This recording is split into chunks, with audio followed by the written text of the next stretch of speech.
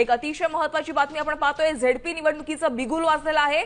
ZP निवडणुकीसाठी झाल्या का जिल्हा परिषदेच्या निवडणुकीचा प्रचार सुरू झाला महासंग्राम सुरू. पहिला जो आला होता तोच निवडणूक येणार मग आता नाही काका, आता जो आधुनिक प्रचार करेल तोच निवडून येऊ शकतो.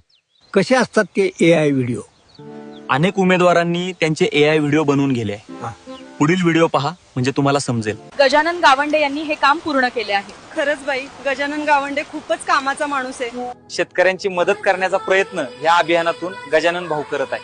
खर्च बाई, गजानन गावंडे लयच कामाचा माणूस. अहो, ते अनवा गावातील दीपक भाऊ सोनूने नेहमी शेतकऱ्यांच्या मदतीला धावून येतात. ते कसं? बाई, बोरगाव बाजार येथे धनगर समाजासाठी किती छान सभागृह बांधकाम सुरू झालंय.